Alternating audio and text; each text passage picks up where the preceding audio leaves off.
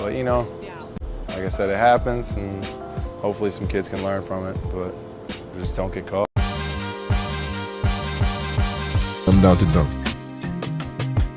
And I'm down to dunk. I'm down to dunk. This is J-Dub, and I'm down to dunk. I'm Shai Alexander, and I'm down to dunk. This is Lindy Waters, and I'm down to dunk. I'm Mike Muscala, and I'm down to dunk.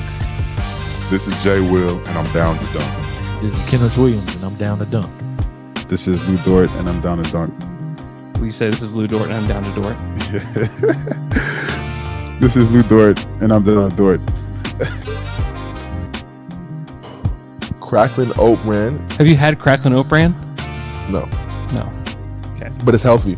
You're a big oat brand guy? I'm a big Oat Bran guy. Okay. I think I would switch it with Fruity Pebbles. Okay, eat faster. Don't put as much in the bowl.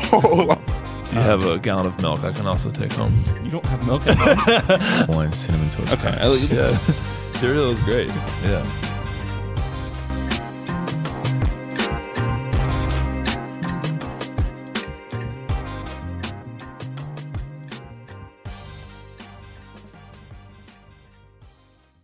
Welcome to Down to Dunk. I'm your host, Andrew Schlecht. We're part of the Athletic Podcast Network. With me, as always, is my good friend Alex Speers. Really never on Tuesdays. I don't really recall doing Tuesdays. We've done some Thursday night pods. Those are usually a little bit more wild. This was a little bit more laid back. Tuesday night pod. Al, what's up? Yeah, you guys, I'm sure, have heard about Playback, where your favorite creators watch a game and you can watch along with them. This is the next step of that, which is me and Andrew are both watching the Heat and Knicks on our computer screens. You can't see it, but we can. And when you listen to this tomorrow, we'll give you updates of the game. It's true. 96-96 right now. 4 minutes and 19 seconds left. Josh Hart just hit a massive three. The Heat seem to get more powerful as they lose players. What is going on? Yeah, I had a friend of mine text me who's like, this feels like the destiny of this Heat team is for them to end up in the NBA Finals against the Nuggets with just their G League players only. It'd be amazing. I mean, the last time an 8 seed made it was the Knicks, right? In 99? Yes. And that was understandable. Oh, there's Melo. That was understandable because it was a lockout season. It was weird. I guess this season was weird, but still not in the East.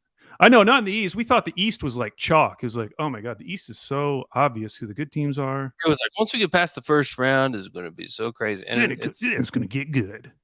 It is crazy. This is good. Like, this is fun. These are close games.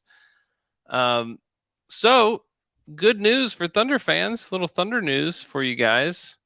Shai didn't win MVP. Not a shock to anybody. Joel Embiid was the winner. So congrats to Joel Embiid. Nikola Jokic was second. Joel Embiid received 73 of the first place votes. Jokic with 15. Giannis with 12. Those are the only players that received first place votes. And then Jason Tatum received 89 fourth place votes. Shai got 6 fourth place votes and 28 fifth place votes. And he finished 16 points ahead of Donovan Mitchell for MVP voting. So 5th in the MVP voting for our guy Shai Alexander. That's pretty darn cool, man. Pretty awesome. That would have been quite the bold prediction at the beginning of the year. If you had said top 5 in MVP voting. I mean, now it like all makes sense to us and it actually doesn't seem that crazy. But that's kind of a big deal. I mean, it doesn't matter in the grand scheme of things because it's like 5th. We're going to remember it in the future, but a lot of people probably won't. But man, that's pretty impressive. It is crazy to think about that he had a top 5 season in the league. That would be a crazy bold prediction. Bold prediction. And I texted you Matt Moore's tweet, which was, whose quote unquote turn is it next? You could feel the sarcasm and anger coming out from Matt. But somebody brought up Shai, basically making the case like, he's being 5th in MVP voting means you're on everyone's mind now. Like, for that award, because that's kind of what happened with guys like Tatum, Luka as well. Like once you kind of get on voters' minds, they're going to keep returning to you, assuming that you continue to have good seasons. And Stephen Dolan brought up this scenario of what it would probably take, which doesn't seem that outlandish. I mean, it would be a big season. It would be a big season. But if they're like a top 3 seed in the West and Shai has another season like he did. Okay. Yeah. Like it's not that crazy that he would get MVP votes in that scenario. Yeah. Yeah. And I think it's it totally really possible. that crazy that they could be a top 3 seed? It's pretty crazy.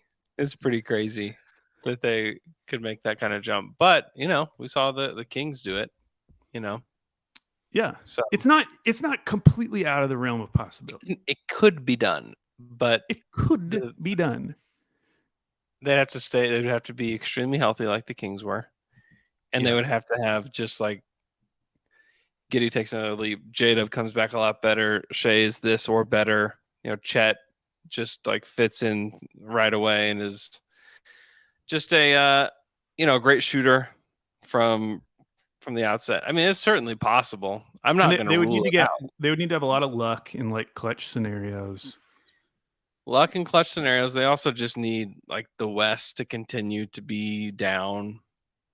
I mean, I would not like write that off from happening the year after that. I just think it's a lot to ask for next year. Well, I'm asking a lot, Andrew. You are. You certainly are. But it can be done. Next year's going to be so fun. But shouts to Shai, 5th in the MVP voting. It is hard to say. Do you think we could, at Media Day next year, you could get Sam Presti to do his best Ballmer impression and say 5th in the MPP voting? Sam, will you just shout 5th in the MPP voting for me? Anybody is like completely confused about what we're talking about. Steve Ballmer, when they acquired Paul George and Kawhi Leonard, stood up in front of everybody. This is where But I gotta say, I'm just fired up to be here today. That's where that comes from. Is from that day. That's Steve Ballmer. I think a lot of you know that. Some of you may not, but that's Steve Ballmer. And there were so many funny quotes from that. One is that he was so excited, and he turned to Paul George and he said he was 3rd of the MPP voting. And he's just pumped and jacked, probably just spitting everywhere as he's just talking. I mean, it was just a beautiful, beautiful day watching him. And like revisiting that is actually more hilarious now, as we're down the road and we kind of see where the Thunder are and where the Clippers are. And the Thunder have already, they've locked in Shai and J-Dub from that trade, and the blue chip picks might still exist in the next like 3 years. Yeah, it's gotten to the point where I'm starting to feel a little bad for the Clippers, because I don't really have any animus towards the Clippers. We've taken a lot. We've taken a lot from them already.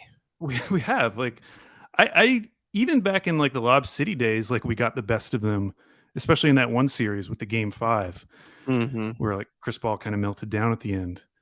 So I don't really have any reason to hate them. At this point, I'm just starting to feel a little bad. And Ballmer seems like a great owner.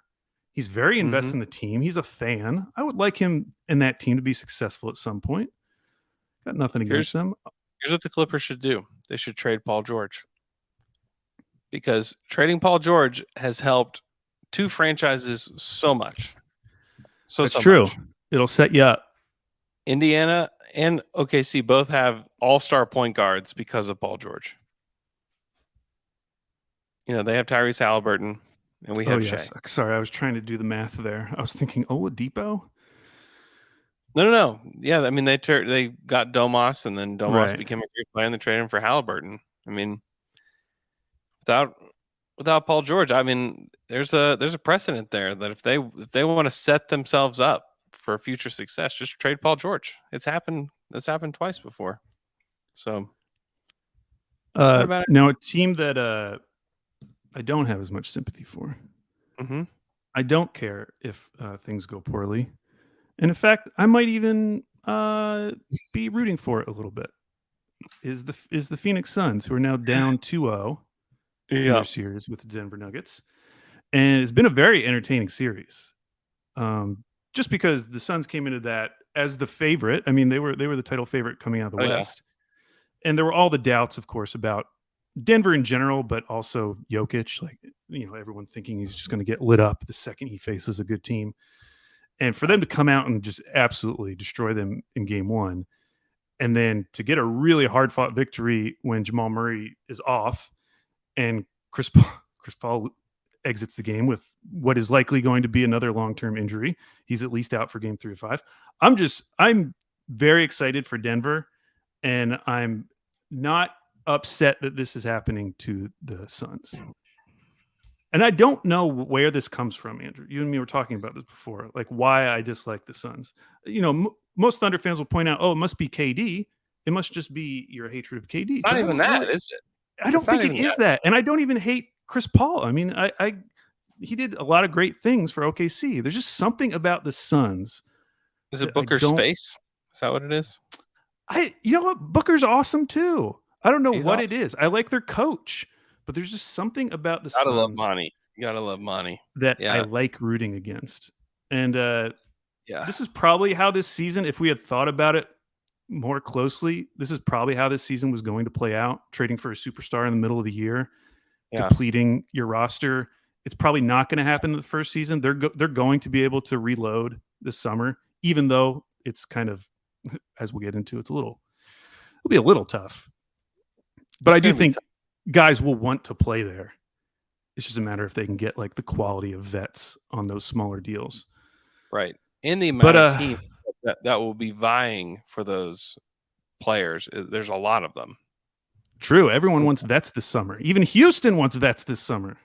Just and Dylan can pay Brooks. them. Dylan Brooks has a Rockets uniform on already. You think so? Yes. It's destiny. It's destiny. They want physicality. They want leadership. Well, hold on now. This is the way to go. This is how you get there. So what did you think about the reports? Ramona Shelburne today said that Dylan Brooks is looking for $25 million a year. Do you think he'll be able to get pretty close to that? Oh, Tillman might even give him 26 a year. Who knows? That wouldn't shock me. Yeah, I was texting with you because 25 KOC, a year would be insane, especially with how much. Yes, the contract would shock me, but him on the Rockets would not. Him on the Rockets wouldn't shock me, but it would have to be like 15 a year. Yeah, something like that. Can you imagine if he got 25 a year? No, there's just no way. There just ain't no way that's happening. Ain't no way. But yeah, KOC had some quote or some tweet that people were all quote retweeting. They're really mad at him about it because he basically said, "I would not want Dylan Brooks on my team, even if it was for the minimum." Yeah, and people were getting mad at him, like, "Oh my gosh, it's such a hot take." And I was like, you know what? I agree with you, Kevin O'Connor, because he said my team, and when I think about the Thunder, would you want Dylan Brooks on your team for any amount of contract? No, wouldn't touch him with a 10-foot pole, man. No, I would not. And I bet there's a lot of fans across the league. I just saw Schmidt from New Girl on the he's in New York. Knicks fan. Big Knicks fan. Sorry. I was in the crowd. Got distracted. I feel the same way as KOC. I would not want Dylan Brooks on my team. How can you watch what happened in these playoffs and be like, that's exactly what I need? Yeah. There's maybe a handful of teams who can sell themselves on that. Just imagine seeing the tweet from Shams Charania on July 4th. It says Dylan Brooks has signed a minimum contract deal with the Oklahoma City Thunder. Like, what are your feelings? I would just be pretty, I would be pretty upset. I would be furious. Yeah, I would be very upset. I would feel led astray. I would feel like I sat there for 2 hours and 17 minutes for nothing. For nothing. Although he is physical, you got to give him that. He does line up there. Physical. It's just like we got Kenrich already. What are we doing? Yeah, I think you're onto something perhaps with Houston, because he might even go for he might get less than 15. Yeah, it's possible.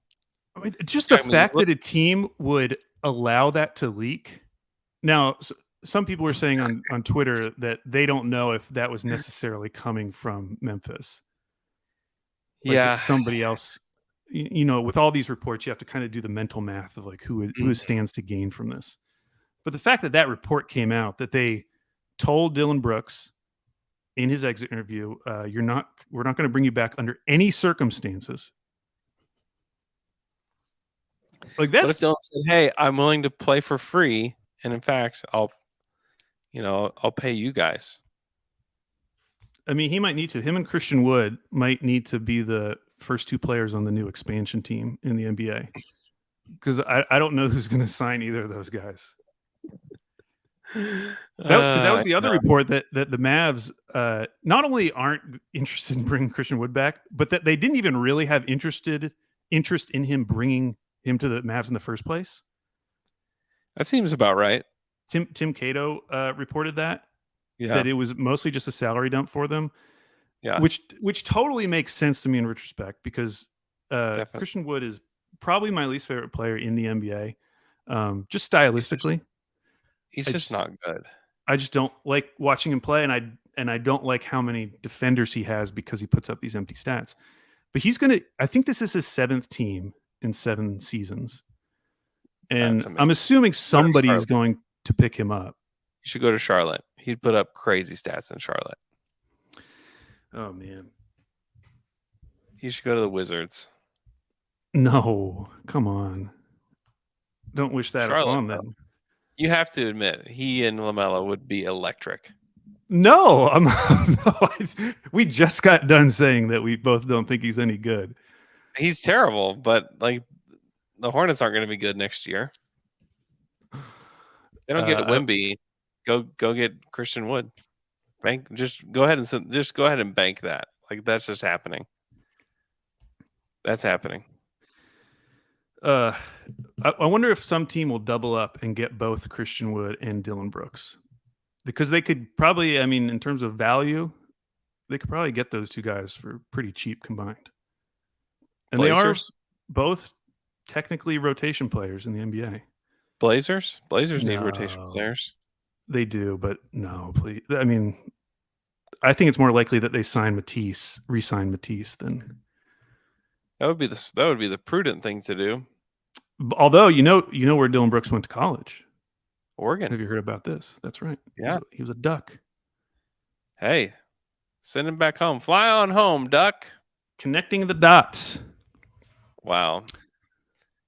Yeah, that would be a wild one.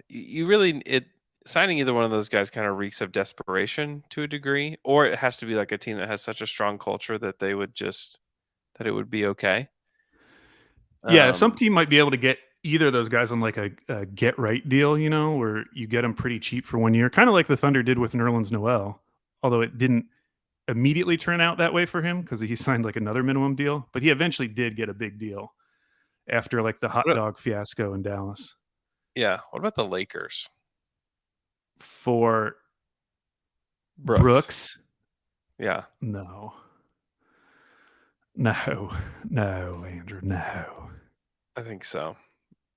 It's either there or Houston for me. I think it's one of those is happening. You can just book it. Just book it now. One of those is happening. The other thing we were talking about though is going back to the Suns, who obviously have two very, very good players. Yeah, Kevin very Durant good. and Devin Booker. You Very theoretically shouldn't have to do too much to be able to boost this roster enough. And you have these two contracts with Chris Paul and DeAndre Ayton. Chris Paul has 2 years, $60 million left, I believe, but next year's contract is only $15.8 million guaranteed, as long as you waive him by, I believe, June 28th. And then Ayton, of course, signed his max offer sheet with the Pacers, and it's completely unclear to me what his value is around the league. And the other problem with him is like with any non-shooting center, like how many teams can you really identify where it makes a ton of sense? Because one of the reasons he doesn't make sense with Phoenix is like when they were running some pick and rolls that didn't involve him in that last game. And so you just have him in the dunker spot just kind of clogging up the lane. And the Suns already have issues like getting to the rim and not generating a ton of free throws. So I don't know. I brought up to you the idea of trading him to Milwaukee in some kind of sign and trade for Brook Lopez, just because I do think Brook Lopez would be a really nice fit on Phoenix. Yeah, but if you're Milwaukee, I guess that puts you on a different timeline. Yeah, it's honestly kind of just shaking things up for the sake of shaking things up. Yeah, I just don't. I don't know. I don't know that I really want to do that if I'm either team, to be honest.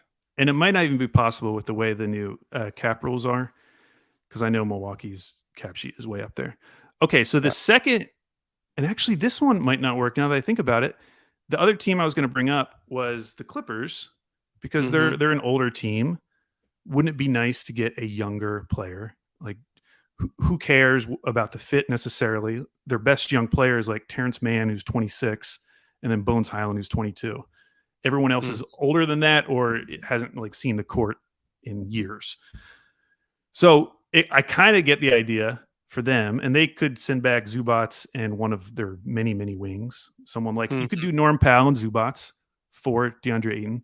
Although now that I'm thinking about it out loud, I actually don't know if you can. Isn't one of the new CBA rules that teams that are over that apron, they can't trade?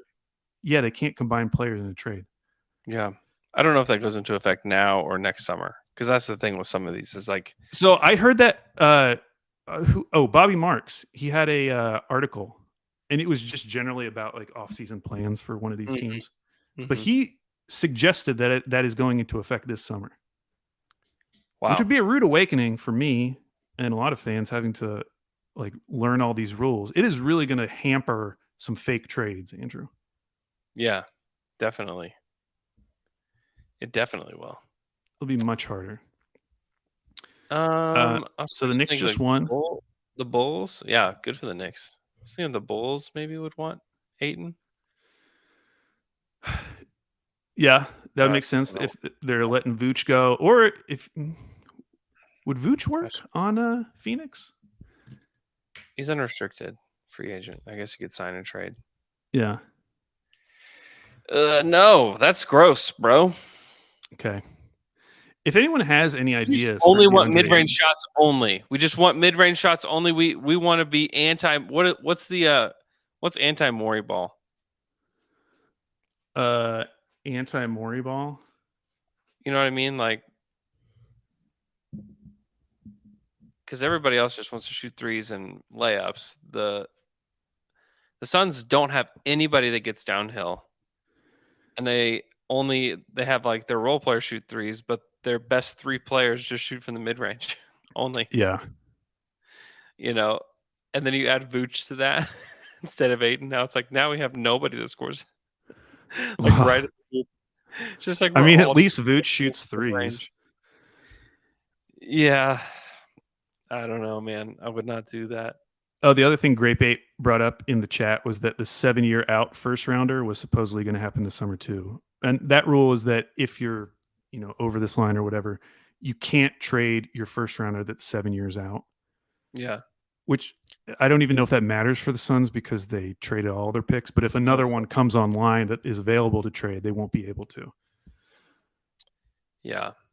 That's if all this stuff is going into, or if some of these big ones are going to affect this summer, that is going to really make the trade market difficult for those teams. I know that's kind of the point, but those teams are going to have to shed salary just to be functional, just to be able to make moves. Okay, what about this? Here we go. What about DeAndre Ayton to the Grizzlies for Steven Adams and Luke Kennard? I thought about Adams. I mean, he obviously has like significant concerns because did you see the quotes from I believe it was Zach Kleinman at their exit interviews that weren't like, oh yeah, we're definitely expecting him back for the beginning of next season. It was not that. It was much more like wishy-washy and like we'll see how it goes. Very nebulous. Yeah, very nebulous. Yeah, it was not great. But if Adams is like healthy, you know, Adams, KD. Hey, Andrew, you're asking for the opposite of Maury ball. Everyone needs a smile in the chat. Said, what about loser ball? But that also feels unkind. Would you like loser ball? I like that. What do you think about Ayton in Memphis? So Memphis has quickly become one of the most interesting teams for me this summer. Yeah.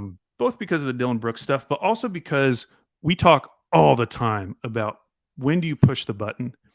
And when you kind of zoom out and look at what Memphis has done, they've really held pretty firm to the idea of just betting on youth, building around a young core. I mean, the fact that they took the fact that after last season, which was like their big breakout year, they go into a draft and draft 4 players. They rostered a lot of rookies this year. And let Kyle Anderson go.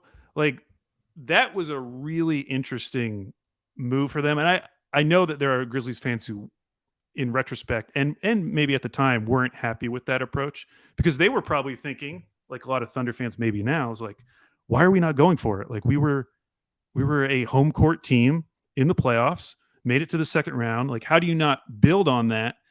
Instead, they were kind of just like replenishing the back of their bench with younger guys, hoping to hit on another big guy. Yeah, especially the Melton one.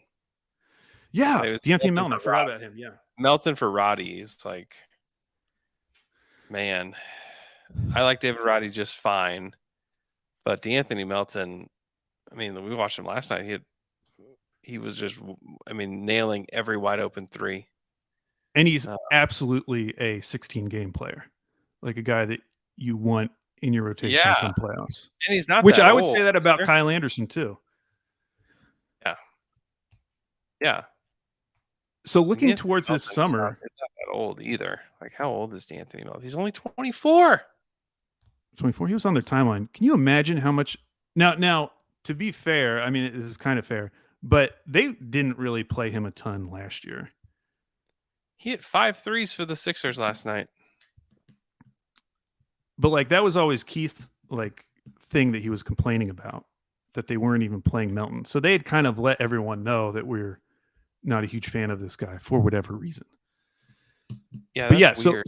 so looking ahead to this summer, they obviously have picks because they have all of their own picks, and I believe they have a Golden State pick at some point from the Iggy trade. Hoops makes a good point.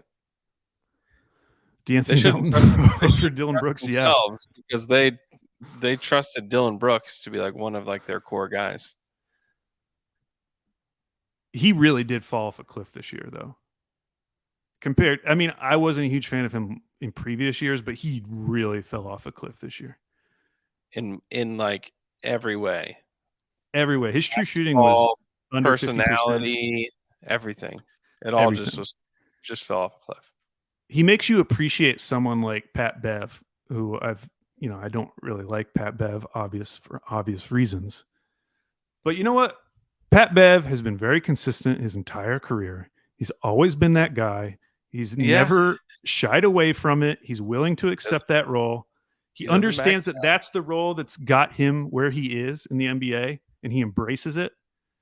Yeah. And for Dylan Brooks to like half do it, just very uncool. Anyways, back to the Grizz. Okay, so they're keeping Ja, they're keeping Bane, they're keeping Triple J. Yeah. It's a great core. Outside of picks, what would you say is their best tradable asset? That's a great question. Who on the Grizz, outside of that top 3, would you most be interested in? And think of just like general team, not necessarily the Thunder. Brandon Clark. So a guy coming back from an Achilles injury, that's your first pick. Aldama? Like this is kind of my point. Like they have the picks to make one of these deals, but I do not love like the collection of young players. Now maybe it'll be enough. Maybe they can trade for OG just by giving Toronto a bunch of picks and like one of these young guys, and Toronto can sell themselves in. Yeah, honestly, I'm into Kenny Lofton. Maybe he's funny. I asked Kenny Lofton who his first celebrity crush was, and he turned completely bright red, and he just put his face down on the table for like a while. And then he lifted it up slowly, and he said, "I didn't have one." Wow, he was so committed to basketball. Didn't even have time. Didn't even have time. Hoop Sock says Zaire Williams. He was really bad in year 2. Like really, really bad. That is, we talk about the Trey Murphy, thing for OKC. Yeah. That for Memphis is such a bigger turning point because that will likely be one of the last top 10 picks they're going to have for the foreseeable future, unless they trade someone like Bane or Triple J. To move up from 17 to 10, that was a big move. And to come away with Zaire Williams when you could have had Trey Murphy, obviously. But, there were so many guys. Corey Kispert. Corey Kispert would have been great. Then you wouldn't have to trade for Luke Kennard. Yeah. Even Duarte's been bad, so I wouldn't say Duarte. Moses Moody, my guy, starting to play well in the playoffs. I like Moody a lot still. I like him a whole lot. I think that. Oh, really? I remember not too long ago when you were poo-pooing him. He stinks for the Warriors, but in a different situation, I would like him. But yeah, if they had taken any of those guys, yeah, you'd feel so much differently. Any of those guys, when I just asked you that question of who you would most want outside of Memphis's big 3, any of those guys we just mentioned would have been your automatic first pick. Like whether it's Corey Kispert, Moses Moody, Trey Murphy, obviously. Like that's probably who you would say. As like, okay, here's a young guy with some juice. Yeah. Because all these other guys on Memphis are just like, they're solid. You're like, okay, I can maybe see it. Like David Roddy, I like him. He could be a solid rotation player. But I don't feel like there's a ton of juice there. Now maybe there's some big body Roddy fans out there who can convince me otherwise. But him being like the focal point of a big trade for Memphis this summer doesn't get me too excited as the other team, as like the young player coming back. It's a problem. Yeah, it turns out like that area of the draft just wasn't that good. You mean last year? Mm-hmm. Like Zaire Williams, James Bouknight, Josh Primo, Chris Duarte, Moody. Like that was just like, ugh, that's just kind of blah. Yeah, but then you go Moody, Kispert, Şengün, Trey Murphy, like all in a row. Yeah, those 4. Trey Man. Then Trey Man. Yeah. Who, hey, junior season, get ready. Hey. They're gonna try it. They're gonna try to do some stuff. We'll see how it goes. Yeah. No, it's weird. It's a little murky. I just love it because it feels like there are so many teams this summer who want to make a big move. Yeah. Like Memphis wants to make a big move. They want to get a player on their roster that is like a top 5 on their team. Well, they have to. Exactly. They have to. And the same thing with Portland. They have to. It's not like, oh, if something comes up and it's nice and it works out, that's great. No, they have to. Or they're probably going to have to talk about trading Dame seriously. Yeah, tons of teams. Houston has already basically put billboards up all around Houston saying, we are going to get vets. Yes. It's all up from here, everybody. Here we go. And then every other team in the league is like, yeah, like us too. Like all of us. We're all I would argue Detroit kind of has to. They have to like upgrade in some way. They'll be entering year 5 of no playoffs. So, anyways, they will be entering year 5 of no playoffs. That's what will happen. That's what will happen in Detroit. Yeah, Houston. And this is all going back, of course, to the Thunder and this idea of like when do you press the button, when do you not press the button? For a team like Memphis, like I totally get it. Like, yeah, it would make sense to press the button. I think even as Thunder fan, even as you conservative Thunder fan, wouldn't you say? When you say you got infected with Presty brain? Definitely. If the Thunder had a season like the Grizzlies did last year, even you, I would say, would have been like, if they're able to find someone. I mean, what was the if if the if the team can organically win 50 games on their own, I think that's like the time. That's go time. that's Like very if the Thunder organically won 50 games next year, I would. and to be clear, that Memphis won 56 last year. Not I this know, year they won yeah. 51, but they won 56 games and shed veterans and added rookies. It sounds like, and this is good. I feel like I'm nailing you down on something. You're saying even for you, Mhm. that might have been a bridge too far to like stay in that, build the young core. Don't worry about bringing in any vets or anything like that. I would have been a little frustrated. Okay. But That's then kind of interesting. they organically won 50 games again. I just think that's when you push the button. That's when you're ready to roll. And they had so much turmoil and like so much chaos, and they still won 51 games this year. I know. Like, And we know that they were the team that offered the 4 picks for Bridges. Yep. Jaren Jackson's 23, going to be 24. Like, yeah. Like, Jaren Jackson turns 24 before the season starts. Desmond Bane will turn 25 in June, and Ja turns 24 in August. Like, and Shai's kind of the outlier because he's a little bit older than everybody, but like, if that's J-Dub, Chet, and Giddey are all at like 23, 24, and they're winning 50 games, Yeah. then like, yeah, let's go. Like, you're ready to go win the West now. And with the picks that you can use, like, yeah, you're there. So yes, I would say that like that to me is a tell that your team is ready. I do think that I think Memphis made crucial mistakes last summer. Yeah. Even just from a perspective of roster spots. Like taking up a roster spot with Kennedy Chandler for so long and then just waiving him. Yeah. I think they got a little cocky with their ability to find guys in the draft, like with like the Desmond Bane pick or yeah, for sure. Those guys where I was like, oh no, like of course we can find those kind of guys and bring them in and just keep replenishing. Like DeAnthony Melton, like we can find a cheaper DeAnthony Melton. Let's go. Let's just find somebody in the 20s and we'll get that knocked out. It's like it's not that easy. It's not that easy. There's been a lot of teams that just haven't hit, and like the Bucks. I mean, it's been kind of detailed over the past week. Just the fact that the Bucks have had 0 rookies really work out, right?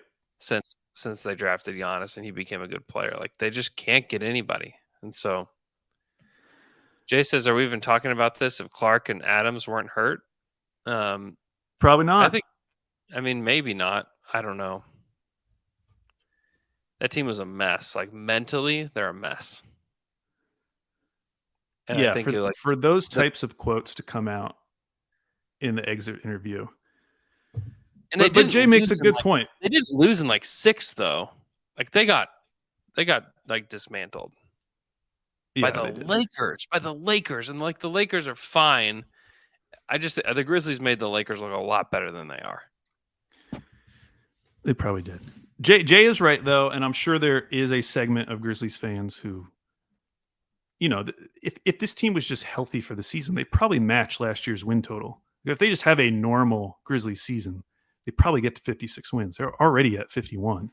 Yeah, for sure. And so you can talk yourself into, if we can just run it back. The problem is that those injuries are serious. I mean, coming back from an Achilles is no guarantee, and apparently whatever's going on with Steven Adams is not straightforward either.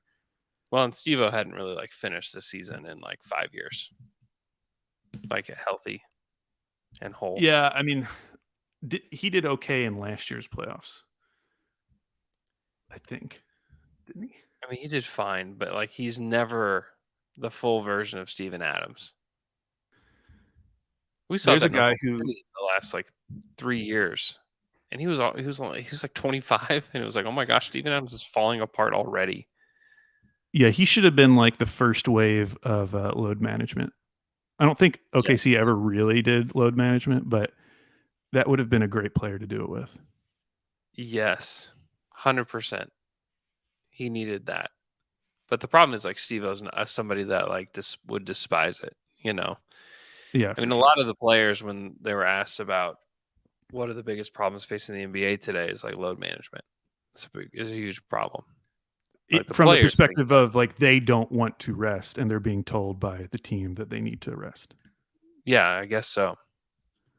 Because that's what like Nate Jones has talked about this on Twitter, that like the whole load management thing is really an issue of teams telling players that they shouldn't play because of, like the analytics they're doing on their body and tracking them and when they're going to be at higher risk for an injury or something.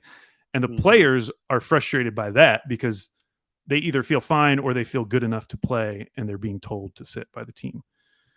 Yeah, they don't like it. A lot of them, though. And sometimes I don't like it, Andrew. Science. What you really hate is science. You're not wrong. That's what I would say. Okay, let's take a quick break. When we come back, we are going to talk about Sam Vecenie's new big board. We'll be right back.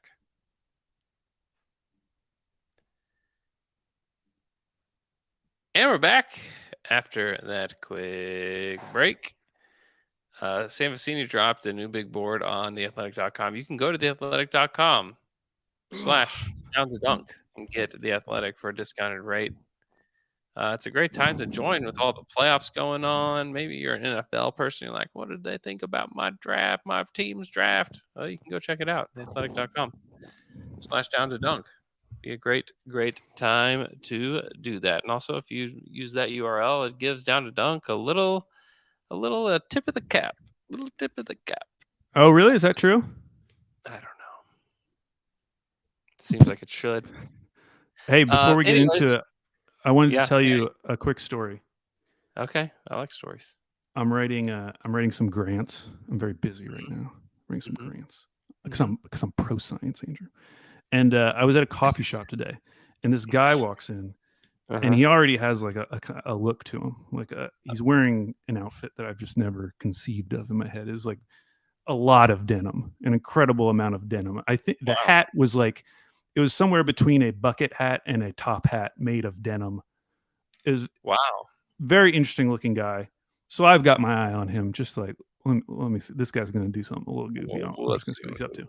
He gets his pastry, goes back to his seat, pulls out a candle, his own personal candle, lights it on the coffee shop table, and it just has a candle while he's eating his breakfast, which I thought was kind of nice. It was. I was like, oh, why don't I do that? Make my own little ambiance when I go to the coffee shop. Candlelit breakfast? Wow. A little candlelit breakfast. Something I might try. So just something I wanted to share with the listeners. In case you're looking for some life hacks. Apparently this guy has it figured out. Just bring candles with you. Public candles. Creating romance. Creating fire hazards in the public. Is that even okay? I actually don't know now that I think about it. I don't think you're allowed to just light something on fire in a restaurant. I can't imagine just lighting a candle, just my own personal candle at like Starbucks or something. Just try it. See what people say. I mean, I think if you wear all denim, no one will say anything to you. That's true. I guess if you dress normally, they'd feel more. Sir, you've got to put that candle out. You've got to. Well, I don't know how to transition from that to Sam's mock draft, but were there any surprises? I don't want to read the whole thing because I want you to go to it, but we can kind of talk in and around it a little bit. I would say the biggest, not like shock, but the biggest surprise was Kobe Buffkin. Let's go. Getting all the way up to number 11 on Sam's all the big Buffkin board. boys, stand up. Stand up for Buff. Are there a lot of you? It's me. John Hollinger's a big Buffkin boy. Okay. Obviously, Sam Vecenie is a big Buffkin boy. I just learned all of this morning. I didn't Now, know would this you prior. would you say that because LA is? you aren't expecting the Thunder to get a higher pick or to move up, have you kind of left Anthony Black is like Kobe your guy now because it just feels more realistic? Yeah, definitely. Yeah, Yeah. without a doubt. Yeah, I just also I am becoming. I've just gone back and watched some of these guys a little bit more. I am worried about Anthony Black shooting a little bit more Really? than I was after watching more clips. Yeah, Why would you say? Is it something about his form or like the type of shots he's taking? just I mean, it's just so slow. There's just like a little hitch in it. I still love him as a player. I think he's going to be a great pro, but I think it will be tough for him on this team with already lack of space. But I would be dancing in the streets if they drafted Anthony Black. If they traded up to draft him, I'd be so excited. Great Bait says he was an OG Buffkin. He's been with them from day one. We need some receipts there, Great Babe. What everybody's saying today. Wow, demanding receipts from our listeners. We need some receipts. Okay, so I'm sure you've talked about. Have you talked about Buffkin with Michele yet? Have you guys done like a little deep dive? Yes, we have. You can find that on patreon.com/OKC Dream Team. We did that. Okay, I'm not trying to promote your show. Okay, I was just asking a simple yes or no question. 2 weeks ago.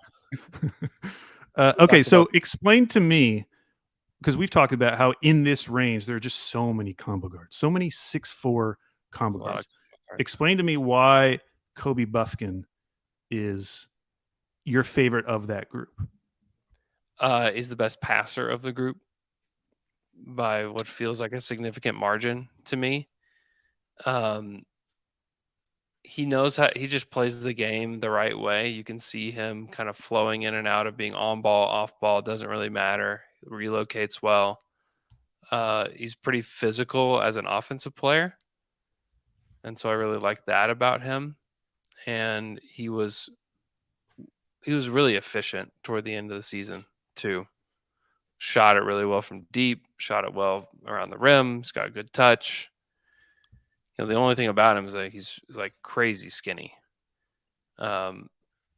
Crazy skinny? But he is like, I would take him I said this on Monday that I'd take him at 12. I would definitely, I would be very excited if they had the chance to take him at 12. I watched him like for the first time in detail before Michele and I did that. And I'm like, I don't understand like Nick Smith or Jet Howard, who's his teammate, or Keontae George or Jalen Hood-Schifino or Hawkins or any of those guys before him. Like, I just don't get it. I just don't understand why he's behind everybody. But yeah. I tell you, he's a lot better than all those guys, just like flat out. There's a guy on Twitter named at Young Wizzy DFS. He's a Wizards fan. Mm-hmm. And he has a free app online where you can plug in any player and it has similarity scores, either based on per 40 stats or advanced numbers. Would you like to take a guess who Kobe Buffkin's number one comp is? I don't know. A player that was injured in this playoffs. I was injured in this playoffs. Yeah. Any guesses? I don't know. Tyler Hero. Oh, interesting. Yeah. Both for the per 40 stats and for the advanced stats. That was his number one. Some of the other names, Malachi Branham, Grady Dick, Jordan Poole, Franz Wagner. It's interesting. That's just based on stats. Tyrese Maxey, Gary Trent Jr. These are the type of guys that he is not comp to, but has statistical comparisons with. Yeah. So a lot of those makes sense. Yeah. And he's got the greatest. So you kind of see him as like a take two on the Trey Mann pick? Definitely. Yeah. Okay. Definitely. I like his game a lot better than I like Trey's at Florida. He doesn't have they're a lot. I mean, they're different in a lot of ways. Buffkin's like better at driving to the hoop than Trey was. He's not like and Trey didn't even play this way in Florida, so it's hard to say. Like Trey has that like explosive athleticism that he just uses just randomly, I guess. Yeah. But Buffkin's not like some like crazy explosive athlete, but is like cross court passes are just amazing. Like he's so good, and he's a lefty. I love that he's a lefty. That's one of my favorite things. You know about who him. else is a lefty? James Harden. Well, James Harden, but also me. Hmm. I'm left-handed. Yeah. So that's another reason to like him. You know how I knew, I mean, I already knew that you had talked about Kobe Buffkin before, but when I read Sam's write-up and the player he brought up, not necessarily as a comp, but just like kind of reminded him of, did you read who it was? No, I'm forgetting. I read it, but I'm forgetting who it was. It was Derek White. Yeah. Who, another guy that you really liked in his draft. Yeah. There are some similarities in the way that they play. Certainly. Like kind of like do it all guards. Right. Don't Buffkin's take a lot off the table. Don't take a lot off the table. I think he can defend fine. One of my concerns with him at the NBA level is that he just doesn't ever finish with his right hand, ever. True lefty. Like drives with his right, finishes with his left. Okay. So I don't love that. But there's just a lot to like about him. Like he defends hard, like he plays hard all the time. He'll take charges. You know. Oh, great. He would fit right in. He'd fit right in. We're just going to have a line of guys surrounding the rim, all ready to take charge. This is going to be our new defense. We get one super fast guy to just run back and forth between the 3-point line, contesting every three. And then everyone else is just in a semicircle around the rim, ready to take charge. Yeah. Who's the fastest guy in the NBA? Who's the fastest guy? It might be De'Aaron Fox. Yeah, I was going to say we can get him. I remember Pooh Jeter being really fast. Maybe we can get Pooh Jeter. You could get him. The other name. Well, I was just going to say one more thing on Buffkin.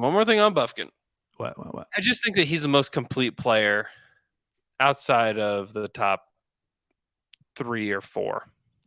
Yeah. I think he's the most complete basketball player. Because when you look at everybody else, like the Thompson twins, like, oh my gosh, their shot's terrifying. Same with Anthony Black, same with Jarris Walker. Cam Whitmore never ever passes. Grady Dick is a great shooter, tons of deficiencies.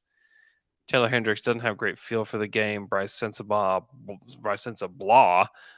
Casey Wallace. Oh, got you. I like Casey Wallace quite a bit. I just don't know if I buy the shot. Nick Smith was so bad.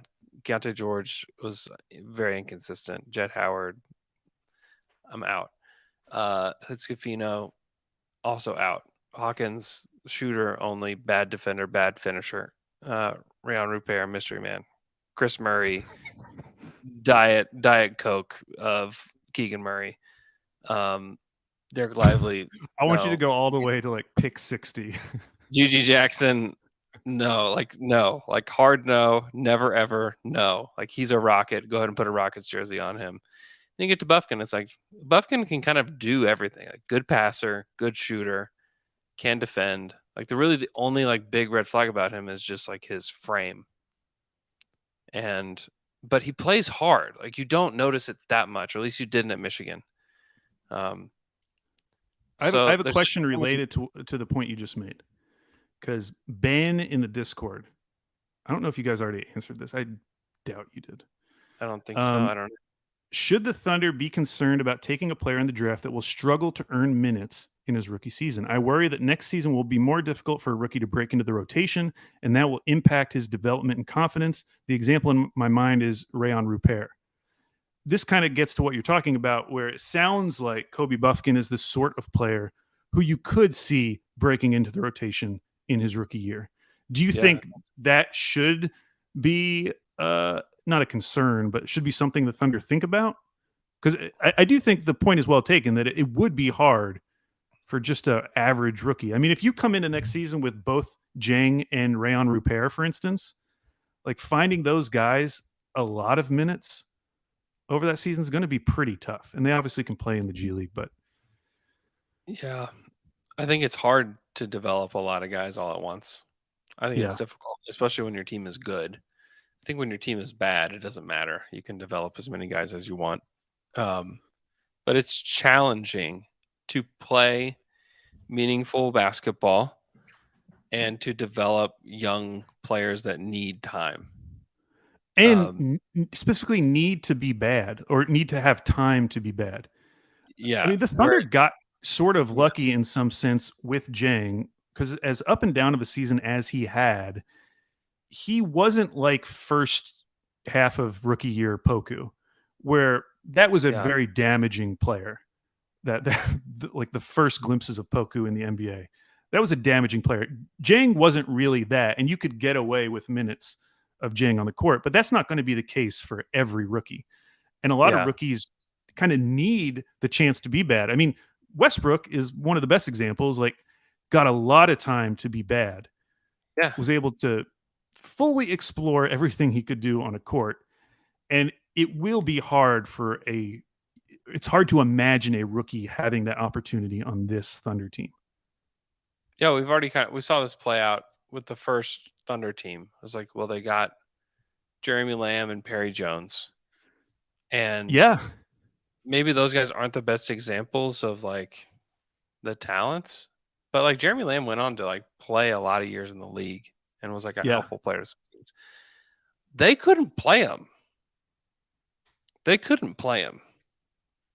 And it was because they were trying to win games. And those other guys that were on the team were not going to just let those guys just have minutes, you know? And so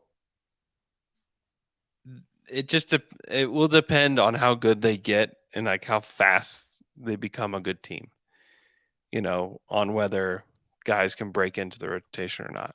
If they're just like going to win like 44 games or something like that, I think you can play a lot of guys. I think they'll play a lot of guys. But if they show quickly that they're on pace to do a little bit more than that, then maybe not. I think this might be the last year, one of the last years that you can like get away with just like throwing out random crazy lineups and like just have like random weeks where it's like, hey, this guy's gonna play all this week, you know. And maybe Yeah. they'll push that out for another couple of years, but it just gets harder to do that. We've seen it playing out in Golden State. Where like Yeah, they tried the e- 2 timeline thing. even Memphis. You know, and Memphis too. Like it is so hard to do it. It is so hard to execute it. Like once the team is up and it's on the tracks and it's chewing down the road, it is tough to throw young guys onto that unless they're just role players, you know, unless it's like, hey, you do these 3 things. And if you don't screw up, you'll keep getting minutes, you know, good luck.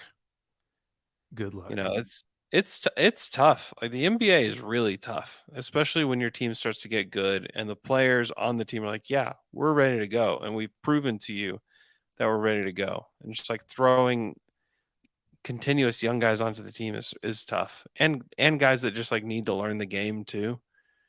Where like Buffkin wouldn't need to learn the game. Like Buffkin's either going to be a really good player or he's not. You know, like not just I don't know if he's going to work out or not, but I think that you would learn pretty quick if he was going to be somebody that was going to make an impact in the NBA. Yeah. So yeah, I'm a fan. Yeah, because now that I'm thinking about it, Derek White, by his second season, was a positive contributor. Like he was playing 26 minutes a night for the Spurs. The other guy I wanted to mention though, just because previously Sam had the 2 G League guys kind of in the same range, talking about Sissoko and Leonard Miller, and he bumped Leonard Miller up to all the way to 13 on his big board. Yeah.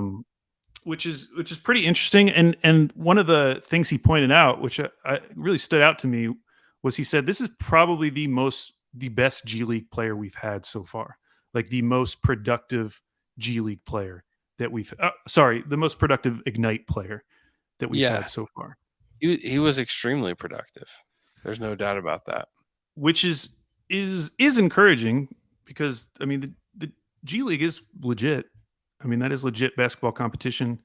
Yeah, playing with NBA rules.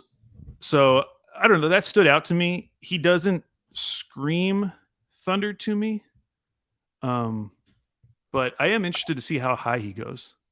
Yeah, I'm not huge on Leonard Miller, but he feels like one of those guys that will definitely take a while, and needs to be on a team that gives him a lot of space to do that.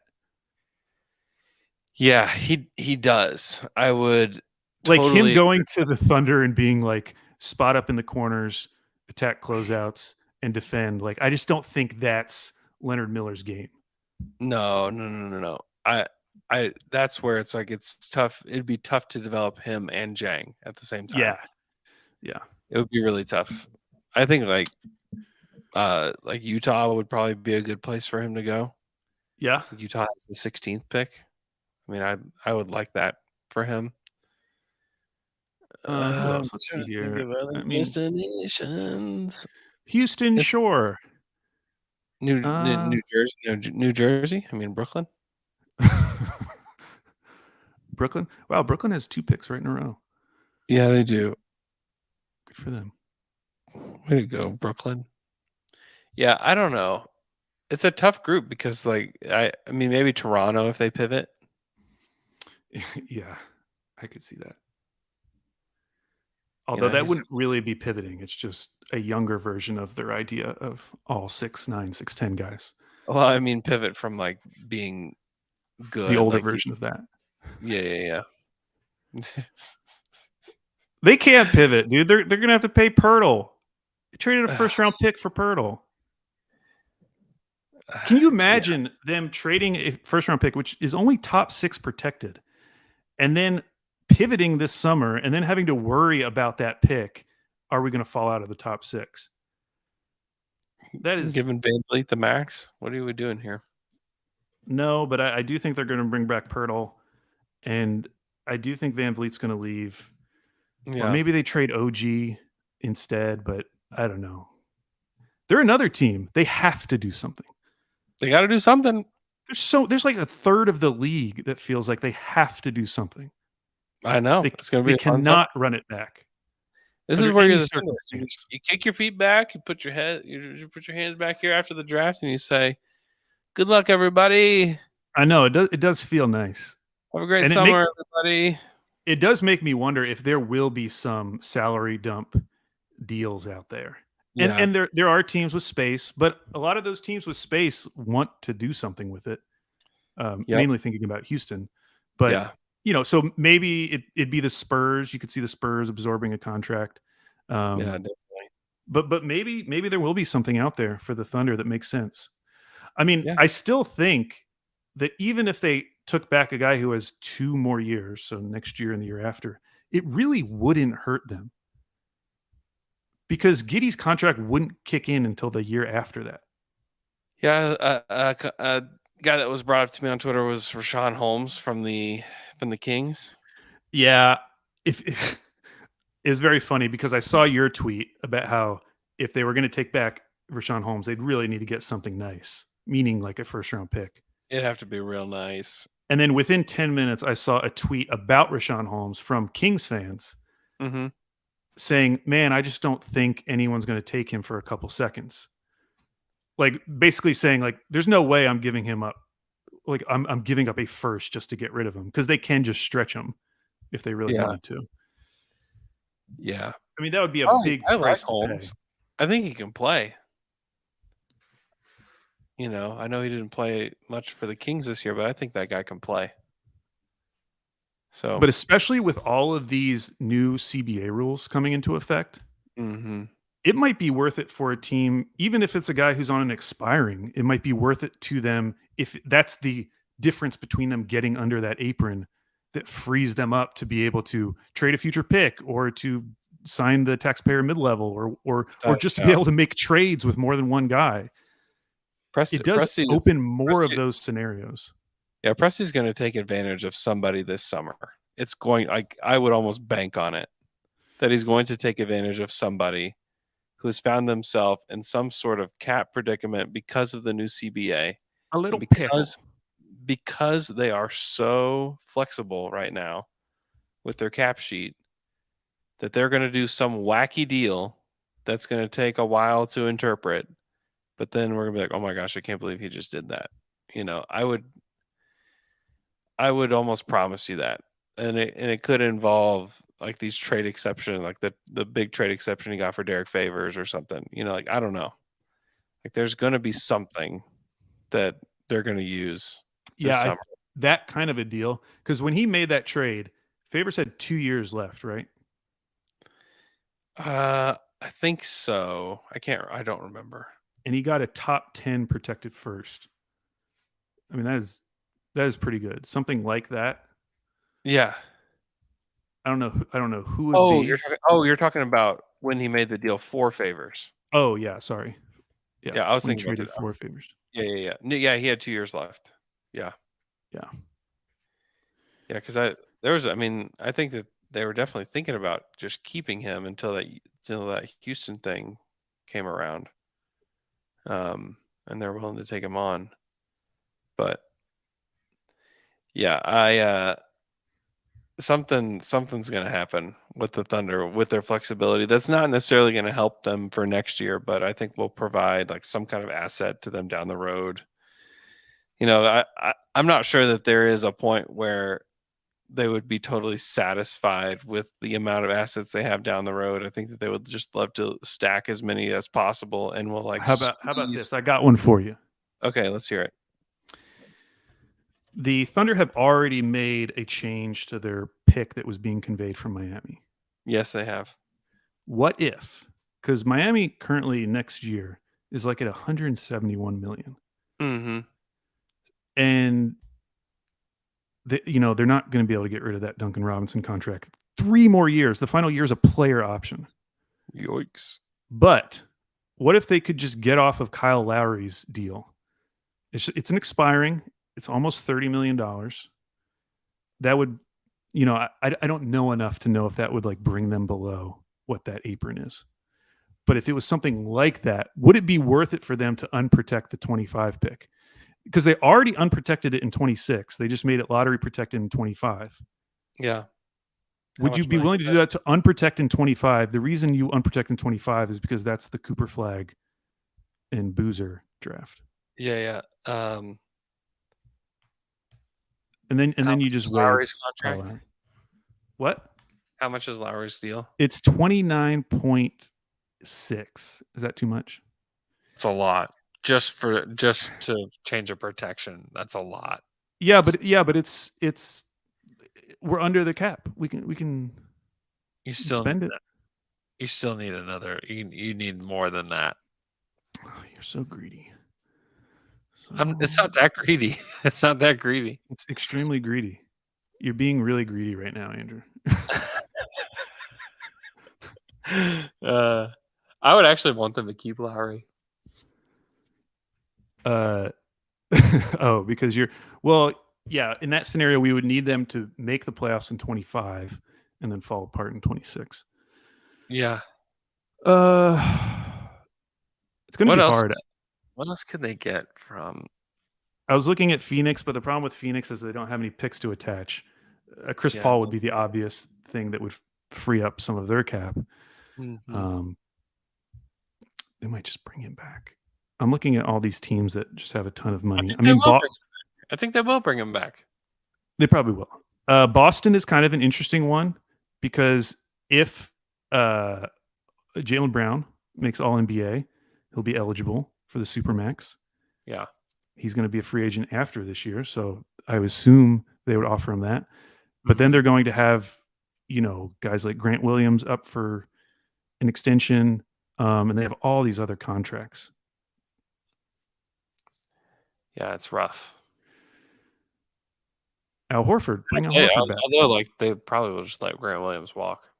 They probably will, yeah. I like Grant Williams. I don't like him for the Thunder, but I like him. Why do you not like him for the Thunder?